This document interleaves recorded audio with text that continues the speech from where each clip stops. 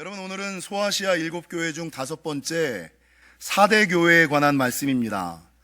여러분, 4대라는 도시는 두아디라 남쪽 48km 정도에 위치하고 있는 도시로, 이 도시는 염색업이랑 사금이 나는 동네니까 땅만 풀면 금이 나오는, 부유한 동네. 근데 여기가 부유할 뿐만 아니라 남쪽 지역을 제외하고 동서 북쪽이 암벽으로 되어 있어요. 그러니까 남쪽만 열려있지 남은 쪽은 암벽으로 되어 있는 높은 곳에 위치해 있는 도시이다 보니까, 여러분, 난공불락의 도시, 부유한 도시고 외부가 영향을 주기 어려운 도시다 보니까 이 4대 교회는 이단이 성행하지도 않았고 정부로부터 특별한 박해도 있지 않았던 부유하고 안정된 도시, 살만한 도시, 부유하고 안정된 도시, 별로 문제가 없는 도시. 근데 문제는요, 제가 자주 설교했던 것처럼 평안이 복이 될 수도 있고 독이 될 수도 있는 것처럼 이 4대 교회는 평안이 독이 되어버린 거예요. 그래서 겉으로 보기에는 아무런 문제가 없는데 주님이 보시기에 그 안에 생명력이 없어서, 오늘 본문에 보니까 이 4대 교회를 향하여 주님이 뭐라고 말씀하고 있냐면, 살았다 하는 이름을 가졌으나 실상은 죽은 교회.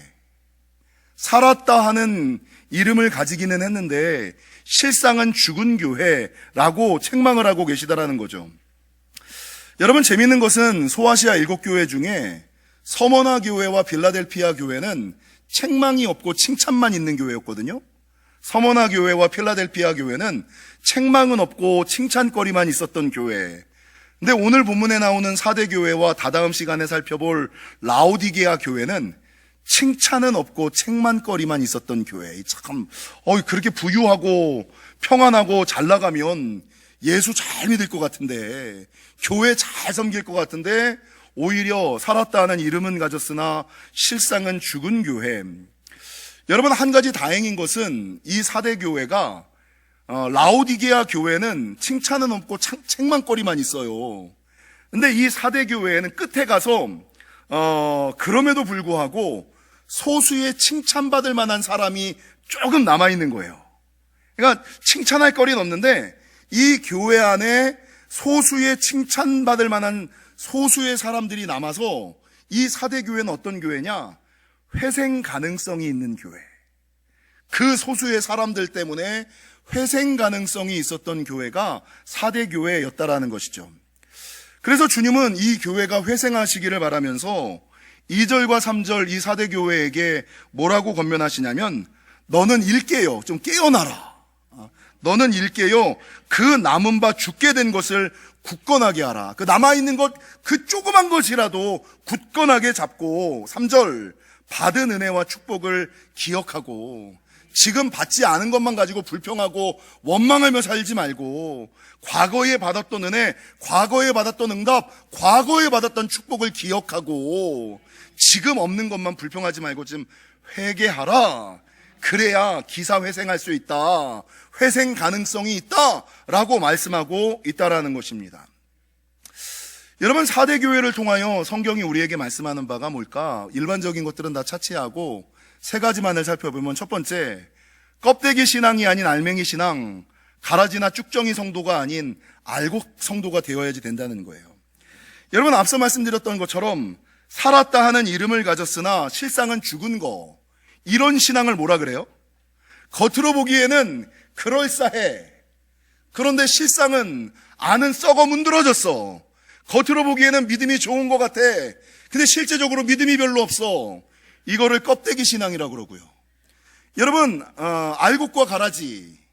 근데 가라지는 사실 그 벼가 아니잖아요. 가라지는 아예 다른 거잖아요. 이 가라지는 교회 안에 있는 이단들, 귀신들, 믿지 않는 사람들, 근데 믿음이 있음에도 알곡이 없는 사람들을 뭐라 그래요? 쭉정이라 그러거든요. 그래서 여러분, 겉으로 실상은 살았다는 이름은 가졌으나 실상은 죽은 사람들을 우리는 껍데기 신앙이라 그러고, 쭉정이 신앙이라 그러고, 유정란이 아니라 무슨 생명을 낳지 못하는 무정란 신앙.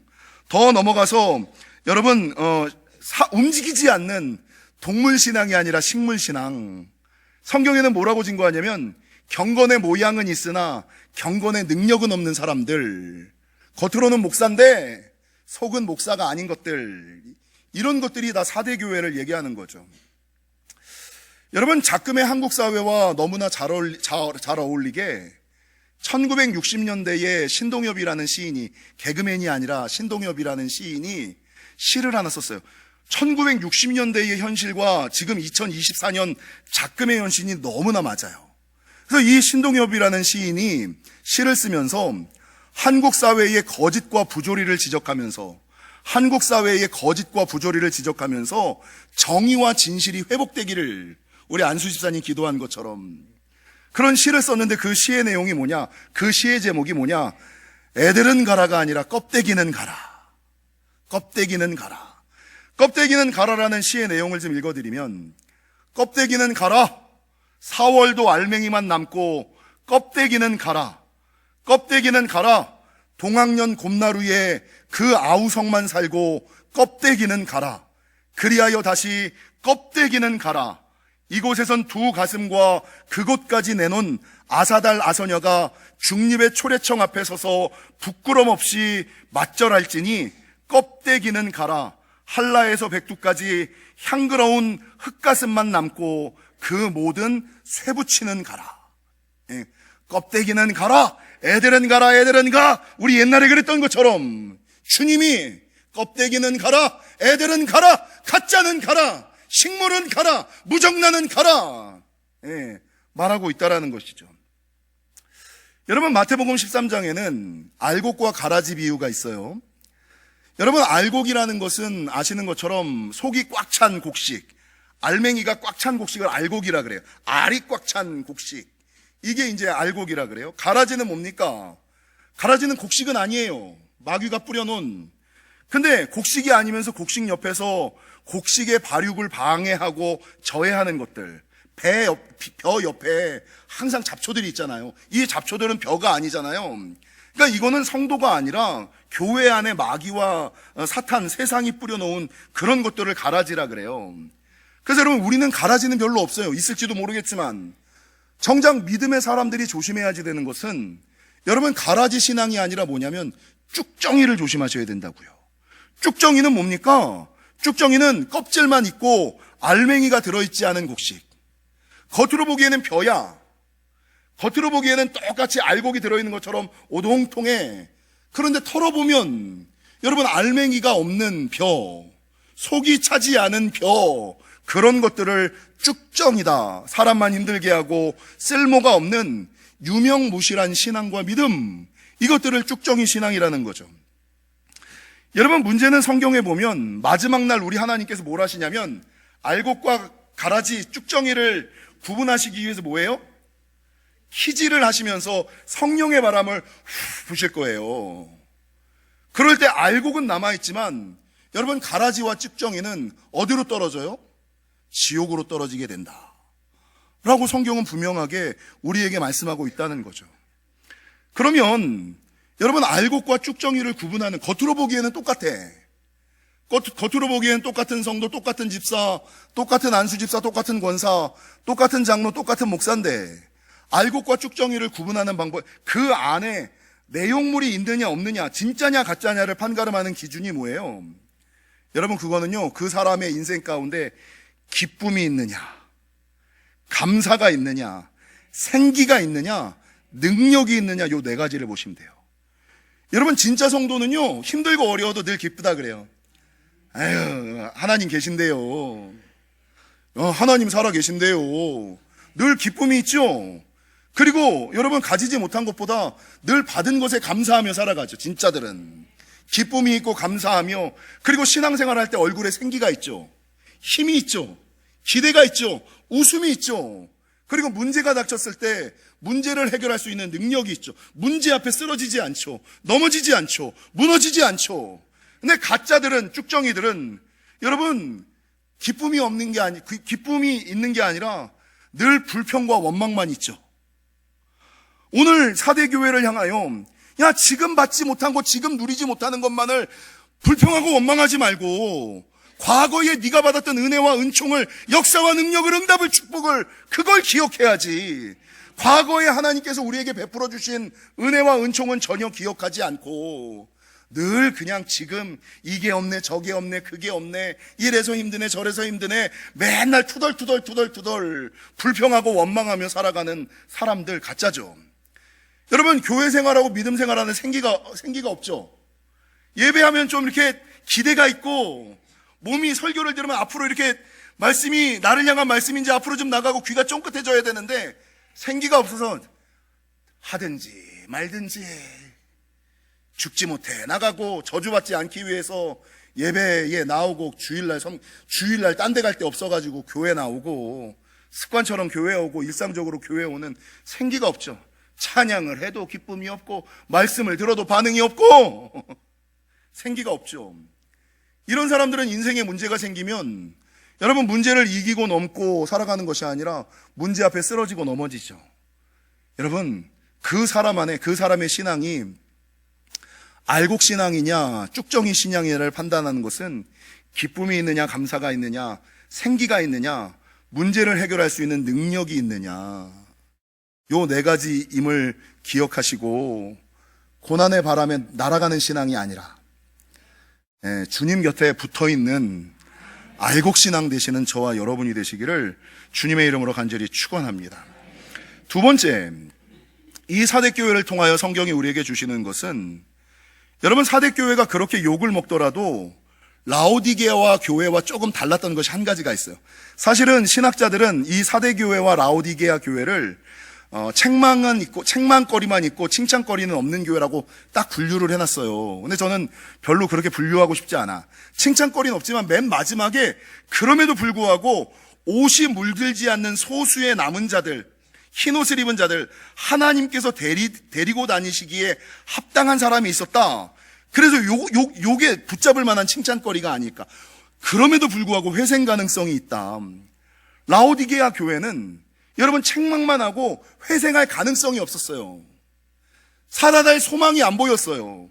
근데 이 사대교회는 하나님께서 그렇게 책망하시면서도 다시 살아날 기미와 소망과 기회가 있었던 것은 무엇이냐? 다 죽었는데, 다 물들었는데, 그럼에도 불구하고 마지막까지 그 옛날 아브라함처럼 소돔과 고모라상의 10명처럼 여러분, 세상에 물들지 않은 흰옷을 입은 자, 그리고 성경에 보면 뭐라고 기록하고 있냐면 나와 함께 다니리니 그들은 합당한 자라. 이게 이 말씀이 뭐냐면 하나님과 함께 하나님께서 데리고 다니시기에 부끄럽지 않은 자. 이게 여러분, 하나님께서 데리고 다니시기에 부끄러운 자들 얼마나 많아요. 세상에 내가 데리고 다니기에 그 사람들이랑 논다는 거, 그 사람을 안다는 것이 부끄러운 사람들 있잖아요. 근데 하나님께서 데리고 다니시기에 합당한 사람, 데리고 다니기에 뭐 부끄러울지 않을 뿐만 아니라 이 사람 때, 나 그 사람 친구야, 나 그 사람 아들이야, 나 그 사람 아빠야, 데리고 다니시기에 합당하실 만한 사람, 이 두 종류의 사람이 소수이기는 하지만 이 사대교회 가운데 남아있었다는 거죠.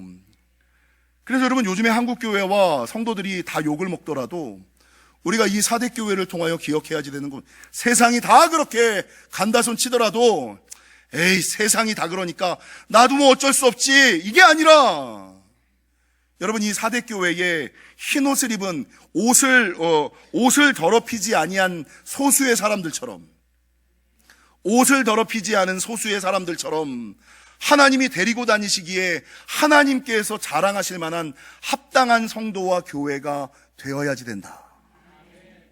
그러니까 소망이 있는 거예요. 여러분, 제가 지난 전도특공대 종강예배 때 어떤 설교를 했냐면 엑기스에 대한 설교를 했어요. 여러분, 엑기스는 사실 일본어고 엑기스의 원 뜻은 영어로 익스트랙트라는 거예요. 이걸 이제 일본식 발음으로 엑기스 이렇게 얘기를 하는 거예요. 여러분, 엑기스는 추출액, 농축액, 진액, 원액 이런 뜻을 가지고 있거든요. 홍삼 엑기스, 매실 엑기스, 사골 엑기스, 솔잎 엑기스, 이게 뭐냐? 그 모든 것을 꽉 누르고 짜고 나면 맨 마지막에 남는 진짜 몸에 좋은 것, 진짜 맛있는 거, 진짜 중요한 것, 이거를 진액이라 그러고, 이걸 원액이라 그러고, 이걸 정수라고 그러고, 이거를 엑기스라 그러는 거예요. 여러분, 성경 66권을 쫙 쫙봐요. 그래서 만약에 딱 한 구절만 남는다면 뭐가 남을까요? 성경 66권의 엑기스, 요한복음 3장 16절. 하나님이 세상을 이처럼 사랑하사 독생자를 주셨으니 이는 저를 믿는 자마다 멸망치 않고 영생을 얻게 하려 함이라. 66권을 짜면 그거 나와요. 여러분, 율법의 정수와 엑기스가 뭡니까? 창세기, 출애굽기, 레위기, 민수기, 신명기, 모세오경, 모든 율법 중에 율법 중에 최고가 뭡니까? 한 율법사가 마태복음 22장에서 예수님에게 물으니까 예수님이 뭐라 그러시느냐?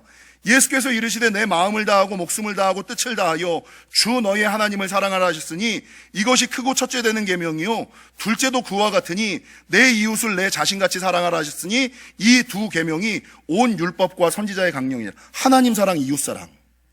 다른 거는 못 지켜도 꼭 지켜야지 되는 거, 하나님 사랑, 이웃 사랑.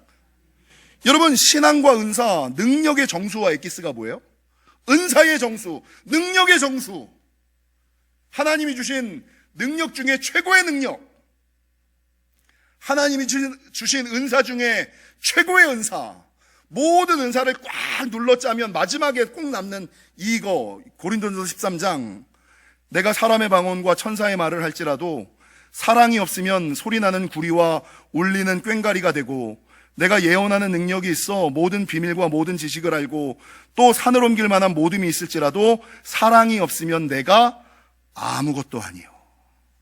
그 사람이 아무리 능력이 있고 아무리 말 잘하고 아무리 교회를 잘 다니고 아무리 헌금을 많이 한다 손치더라도 뭐가 없으면, 사랑이 없으면 따라해서 가짜다. 가짜에 가짜. 사랑이 없으면. 그런즉 믿음, 소망, 사랑, 이 세 가지는 항상 있을 것인데 그 중에 제일은 사랑이라. 은사와 능력의 마지막 정수와 엑기스는 사랑이에요. 여러분, 그러면 성도의 엑기스가 뭘까요? 성도의 제가 새벽에 설교했죠. 지구가 탄생하고 나서 지금까지 지구에 살았던 성도들의 숫자, 사람들의 숫자가 1170억 명이래요. 지금까지 지구상에 살았던 인류학자들이 연구해 보니까 1170억 명이 창세 때부터 지금까지 지구에 살았대요. 그럼 이 중에서 예수 믿는 사람들 한 25%, 그 25%를 다시 이렇게 막 눌러 짰어. 성도 중에 성도의 정수, 믿는 사람들의 정수, 이게 누굴까? 오늘 본문의 남은 자예요. 여러분, 성경은 남은 자 사상을 끊임없이 이야기하는데, 남은 자란 어떤 상황과 처지, 상황과 형편이라도 끝까지 세상에 물들지 않고, 오늘 본문에 옷을 더럽히지 않는 자, 세상이 어떠하든지 시대가 어떠하든지 환경이 어떠하든지 그 시대의 물결에, 세대의 조류에 내 흰옷을, 신앙의 옷을 물들이지 않는 자, 그래서 주님이 데리고 다니시기에 부끄러움이 없을 만큼 합당한 자, 주님이 데리고 다니실 때 어깨에 힘 좀 늘 만한 자, 이게 남은 자. 여러분, 이런 사람들을 또 성경은 뭐라 그러냐면 거룩한 씨, 그루터기, 흰옷을 입은 자, 택함 받은 자, 하나님의 사람들, 영어로는 렘넌트라 그래요. 창세기 6장 세상의 죄악이 관영할 때 하나님의 역사를 이어간 노아가 그런 사람이었고요. 출애굽기 2장 애굽의 유아 살해송에서 하나님의 뜻을 이어가기 위한 모세가 그런 사람이었고요. 광야 시절 모두가 다 하나님 믿음보다 사실을 이야기할 때 가나안 땅을 점령하려고 했던 여호수아와 갈렙이 그런 사람이었고요. 아합 왕과 이세벨 당시에 모두가 아합과 이세벨 앞에 무릎 꿇을 때 여러분, 바알에게 무릎 꿇지 않았던 7,000명의 사람들, 기드온의 300용사, 다니엘과 세 친구, 모르드게와 에스더, 스룹바벨과 에스라, 느헤미야, 그리고 모두가 예수님의 오심을 기대하지 않고 포기할 때 끝까지 주님의 오심을 기다렸던 이사야, 이런 사람들이 다 렘넌트, 남은 자들이었다라고 성경은 기억하고 있어요. 여러분, 전남 영광에 가면 관광지가 하나 있어요. 그게 뭐냐면 영월 신시 종가 이야기. 신시라는 사람들의 종가가 여기 있는데, 이 종가에는 며느리가 지켜야지 되는 것이 하나 있어요. 500년 전통. 그래서 지금 그게 관광지로 조성이 되어 있대요. 여러분, 이 영월 신시 종가에는 평범해 보이는 노쇠 화로가 있고 이 화로의 불씨를 꺼뜨리지 말아야지 된다는 며느리들에게만 내려오는 책임, 의무가 있대요. 이게 500년 동안 한 번도 꺼진 적이 없대요. 6.25 사변에서도 이 불을 안 꺼뜨렸대요. 여러분, 이 신시종과와 관련된 이야기가 옛날에 전설의 고향에서 나왔어요. 하루는 이 신시종과의 아낙네가 시집을 갔어요. 그러니까 어머니가 이 노쇠의 화로에 불을 꺼뜨리지 마라. 그래서 이 며느리가 어머니의 명령이니까, 시어머니의 명령이니까 불을 꺼뜨리지 않으려고 진짜 노력을 열심히 해요. 근데 너무 노력을 하다가 잠깐 존 거야. 잠깐 졸아서 막 자고 있는데 인기척이 들어서 인기척이 나서 고개를 딱 떴더니 어떤 꼬마애가 내가 지키고 있는 화로에다 오줌을 싸고 있네. 그 얼마나 깜짝 놀라요. 그리고 오줌을 싸고 그 불을 꺼뜨리고 막 도망을 가는 거야. 그러니까 이 며느리가 너무 자기가 목숨 것처럼 지키고 있던 건데 도망을 가니까 막 쫓아가는 거예요. 근데 어린아이가 얼마나 빨리 가는지 쫓아가질 못해. 그리고 저쪽 산속으로 나무 뒤로 싹 숨어버렸네. 가봤더니 애가 없어. 이게 어떻게 된 거지? 애가 사라진 땅을 열심히 파봤어요. 근데 그 속에서 뭐가 나와요? 동자삼이 나오더라. 그러니까 동자삼 팔아서 이 가게와 며느리가 부자가 됐다. 이게 무슨 말이에요? 여러분, 500년 역사 동안에 하물며 집안에서 내려오는 불씨를 꺼뜨리지 않으려고 힘쓰고 애쓰는 사람들이 있었다라는 것이죠. 여러분, 성경에서는 제사장과 레위인의 직무 가운데 하나가 뭐냐? 제단 분향단의 불씨를 꺼뜨리지 않는 것 아닙니까? 여러분, 이 사대교회를 통하여 우리가 기억해야지 되는 것은 세상이 기도하기를 싫어하고 세상이 예배하기를 싫어하고 세상이 전도하기를 싫어하고 세상이 선교하기를 싫어한다 손치더라도 세상이 섬기는 거 봉사하고 희생하고 헌신하는 거 싫어한다 손치더라도 우리는 끝까지 옷을 더럽히지 아니며 하나님이 데리고 다니시기에 부끄러움이 없게끔 마지막 그 기도의 불씨를, 전도의 불씨를, 예배의 불씨를 지키는 신앙과 믿음이 되어야지 된다는 것 아닙니까? 누군가는 이 불씨를 지켜나가야지요. 사대교회가 기사회생할 수 있는, 회생할 기회가 있었던 이유는 뭐냐?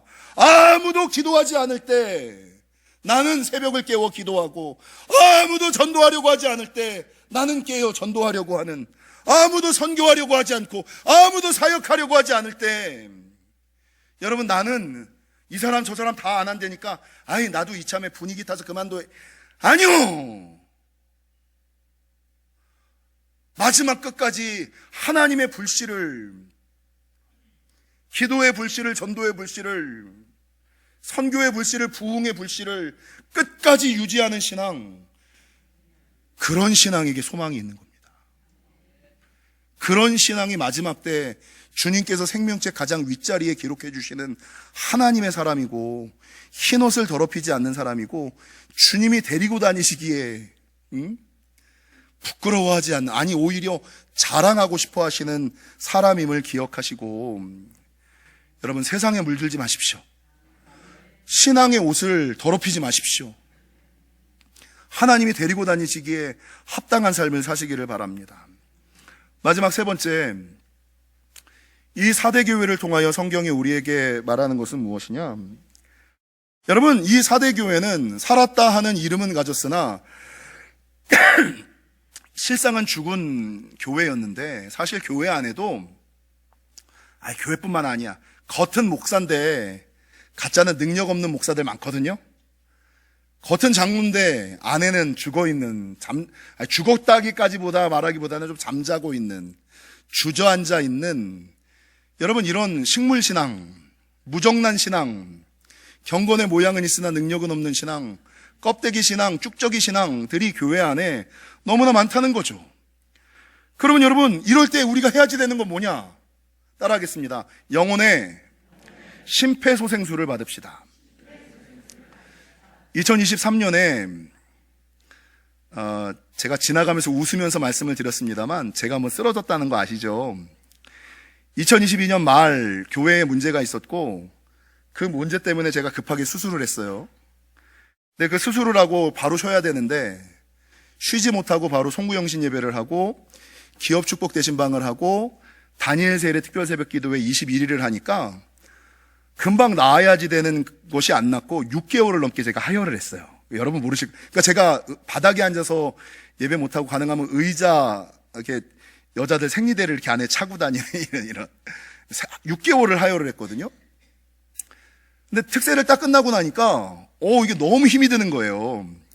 좀 쉬어야겠어. 나중에 좀 쉬어야겠어.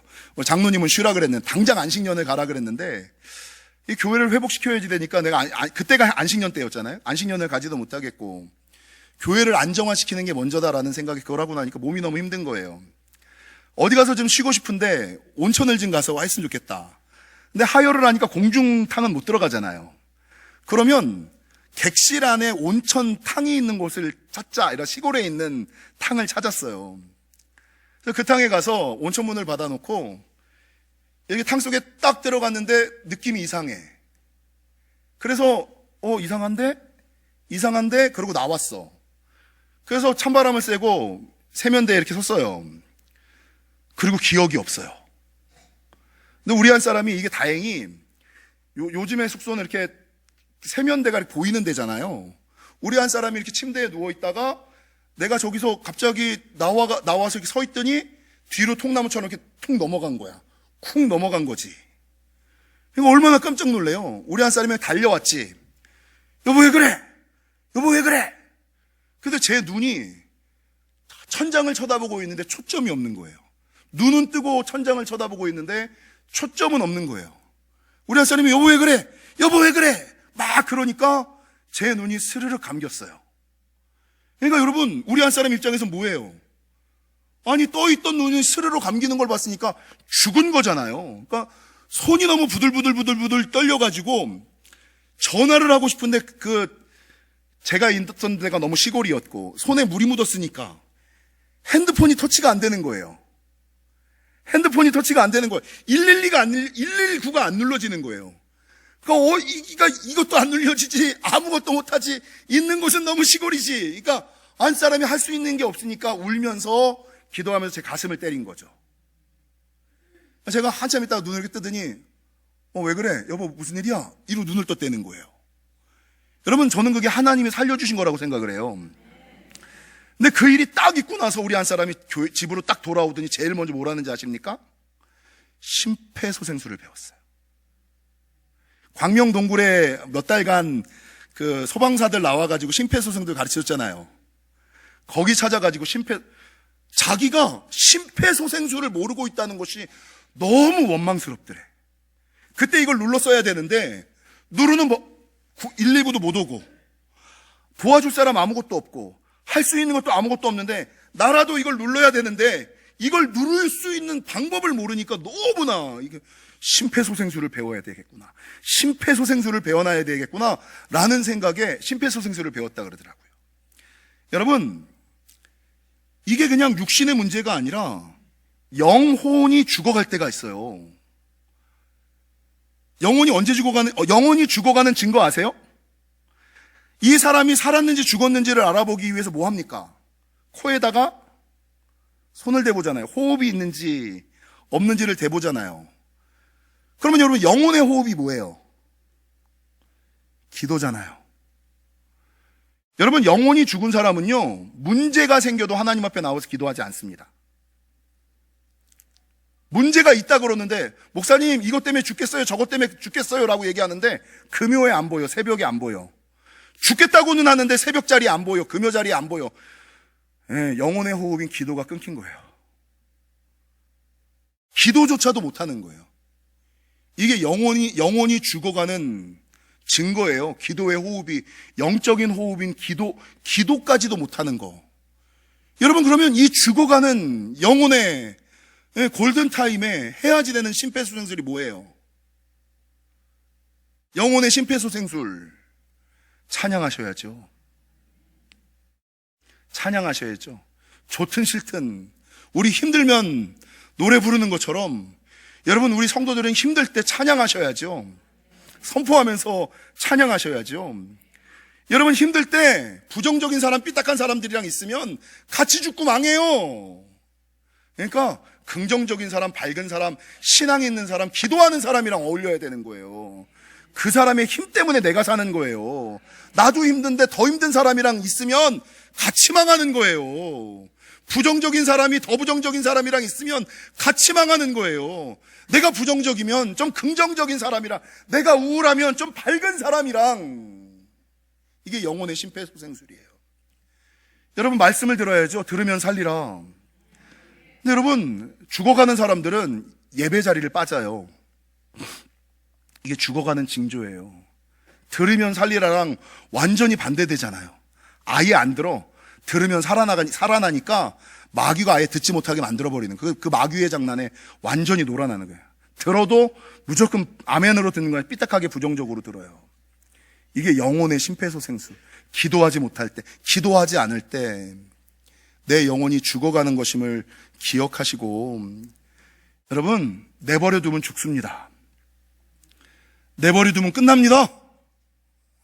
그러니까 어떻게 하든지 간에 영혼의 심폐소생술 앞으로 나오셔야 돼요. 바라는 것은 이 땅에서 살았다 하는 이름은 가졌으나 실상은 죽은 신앙, 식물신앙, 무정란 신앙, 유명무실한 신앙, 경건의 모양은 있으나 능력은 없는 신앙, 그런 신앙으로 살아가지 마시고 영혼의 심폐소생술을 좀 하셨어. 기사회생에 가능성이 있는 인생, 하나님이 다시금 살려주는 인생. 그래서 제가 말씀을 준비하면서 하나님, 내 안에 무너져 가던 모든 것들이 살아나게 하옵소서. 우리 영지교회에 무너진 모든 것들이 깨어나게 하옵소서. 잠자던 것들, 죽어가던 것들이 깨어나게 하옵소서. 이런 기도 많이 했거든요.